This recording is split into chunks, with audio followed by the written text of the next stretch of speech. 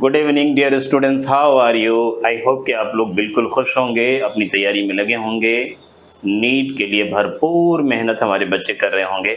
आज हम आपके लिए नीट सर पे बहुत ही इंटरेस्टिंग, ऑथेंटिक और इम्पॉर्टेंट टॉपिक लेके आए हैं और वो टॉपिक है रेडियस ऑफ न्यूक्लियस। बहुत सारे सवाल related to this topic NEET में पूछे जाते हैं और अक्सर स्टूडेंट्स को इन क्वेश्चंस को फेस करने में दिक्कत होती है। हमने सोचा, हमारी टीम ने ये सोचा, क्यों ना बच्चों के लिए एक ऐसा टॉपिक लेके आया जाए जो नीट के लिए इम्पॉर्टेंट है और जिनमें बच्चों को ज़्यादा से ज़्यादा दिक्कत होती है, ताकि उसको शॉर्ट आउट कर दिया जाए और आगे उनका नीट का रास्ता आसान हो सके।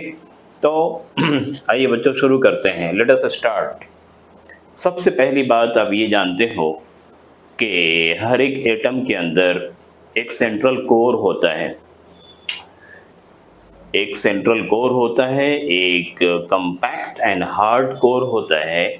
जिस सेंट्रल कोर में उस एटम का तकरीबन पूरा मास होता है और पूरा ही पॉजिटिव चार्ज होता है। इस सेंट्रल कोर को हम लोग कहते हैं न्यूक्लियस। क्या कहते हैं बच्चों? Nucleus. Yes, this name was given by a great scientist Rutherford. Nucleus, the central core inside every atom, which is responsible for almost total mass as well as total positive charge of the atom, is called nucleus. Just now we are not interested in atom as a whole, but we are interested in nucleus only. आप जानते हो कि nucleus के अंदर दो तरह के elementary particles exist करते हैं, प्रोटॉन्स एंड न्यूट्रॉन्स। प्रोटॉन पे पॉजिटिव चार्ज होता है, न्यूट्रॉन पे कोई चार्ज नहीं होता है, यानी न्यूट्रल होता है। इन दोनों को अगर कंबाइंड वे में एक नाम दिया जाए कि भाई प्रोटॉन और न्यूट्रॉन दोनों को मिला के हम क्या कहेंगे, तो जवाब है न्यूक्लियॉन्स कहेंगे। क्या कहेंगे? न्यूक्लियॉन्स कहेंगे। Number of protons in the nucleus will be called atomic number and total number of nucleons will be called mass number. Atomic number को हम लोग Z से डिनोट करते हैं और मास नंबर को हम लोग A से डिनोट करते हैं। एटॉमिक नंबर का मतलब है नंबर ऑफ प्रोटॉन्स और मास नंबर का मतलब है number of protons plus number of neutrons, या एक लाइन में आप कह सकते हो टोटल नंबर ऑफ न्यूक्लियॉन्स। अब बात आती है कि किसी न्यूक्लियस का जो साइज होता है, किसी न्यूक्लियस का जो वॉल्यूम होता है, जितना स्पेस वो ऑक्युपाई करता है, स्फेरिकल तो होता ही है।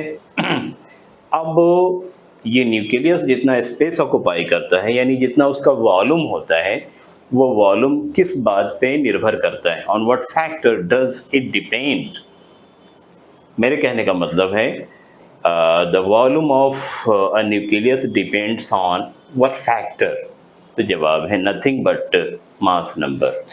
मास नंबर पर डिपेंड करता है और मास नंबर के डायरेक्टली प्रोपोर्शनल होता है।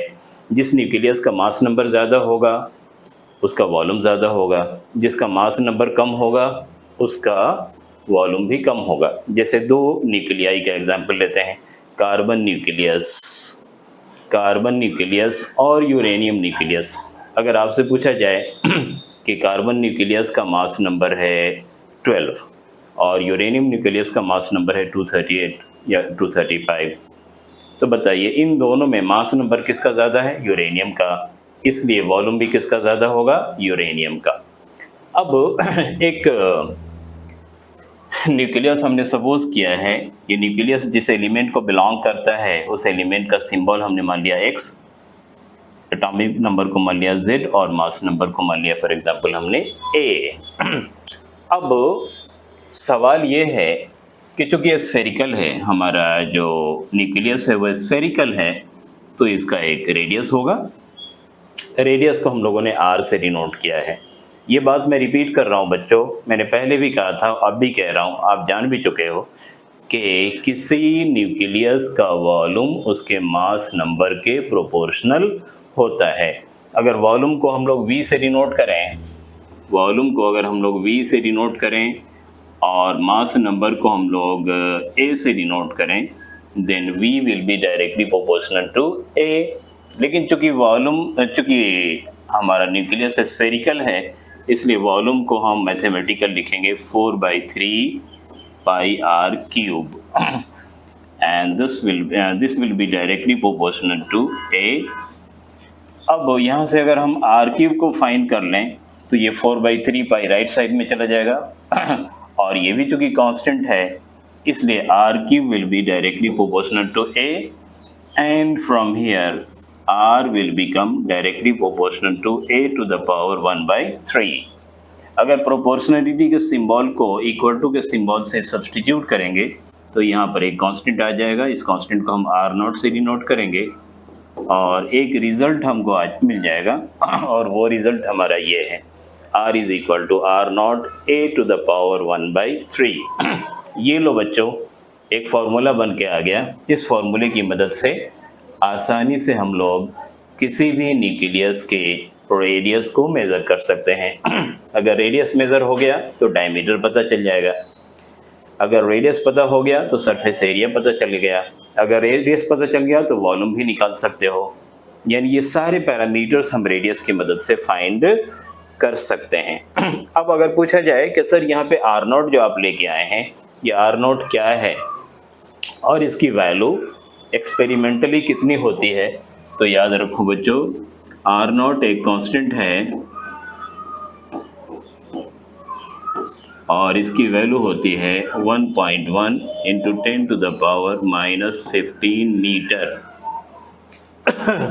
10 to the power -15 को हम लोग फेम्टोमीटर भी कह सकते हैं। 10 to the power -15 मीटर को हम 1 फेम्टोमीटर भी कह सकते हैं, इसलिए R0 की वैल्यू हो गई 1.1 फेम्टोमीटर। बच्चों कहना मैं ये चाह रहा था कि अगर किसी न्यूक्लियस का मास नंबर हमें पता है तो रेडियस हम आसानी से पता कर सकते हैं with the help of this formula. For example, एक एग्जांपल छोटा सा आपके लिए ले लेते हैं।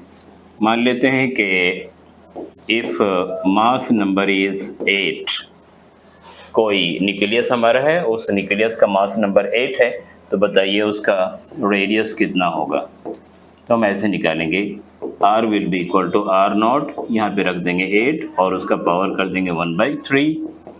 R0 की वैल्यू है 1.1 और 8 का क्यूबिक रूट हो जाएगा हमारा 2।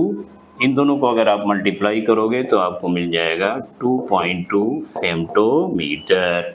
आपने देखा कितनी आसानी से हम लोगों ने रेडियस कैलकुलेट कर लिया। डायमीटर निकालना हो तो डायमीटर कैलकुलेट कर सकते हैं, वॉल्यूम निकालना हो वॉल्यूम, सरफेस एरिया निकालना हो तो सरफेस एरिया को भी आसानी से कैलकुलेट कर सकते हैं।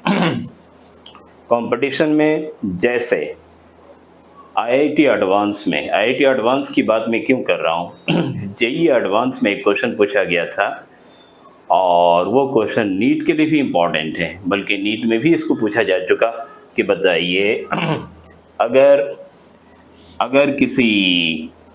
अगर किसी न्यूक्लियस का वॉल्यूम V है और उसका मास नंबर A है तो V और A के बीच रिलेशन क्या होगा। और वो रिलेशन इस तरह से दिया हुआ है। मैं JEE एडवांस और नीट का एक कॉमन क्वेश्चन लेके आया हूँ, इसको ज़रा देखो। ये कह रहे हैं कि वॉल्यूम मास नंबर पे डिपेंड नहीं करेगा, वॉल्यूम मास नंबर के स्क्वायर के डायरेक्टली प्रोपोर्शनल होगा, वॉल्यूम मास नंबर के प्रोपोर्शनल होगा और वॉल्यूम मास नंबर के इन्वर्सली प्रोपोर्शनल होगा। बच्चों आप लोग स्मार्ट हो, समझदार हो, इंटेलिजेंट हो, फ़ौरन बताओ कि इन चारों में से कौन सा ऑप्शन करेक्ट है। आपका सही ऑप्शन होगा सी, क्योंकि यहाँ पे ये बात बता दी गई है कि वॉल्यूम मास नंबर पर डिपेंड करता है और मास नंबर के डायरेक्टली प्रोपोर्शनल होता है। अब आपका रेडियस ऑफ न्यूक्लियस निकालने वाला कॉन्सेप्ट पूरी तरह से क्लियर हो चुका होगा। आई होप आपने इसको एंजॉय किया होगा, अपने माइंड में सेट कर लिया होगा। फिर अगले टॉपिक के साथ मिलते हैं। बाय बाय, टाटा। यहाँ से बंद कर दिया जाए।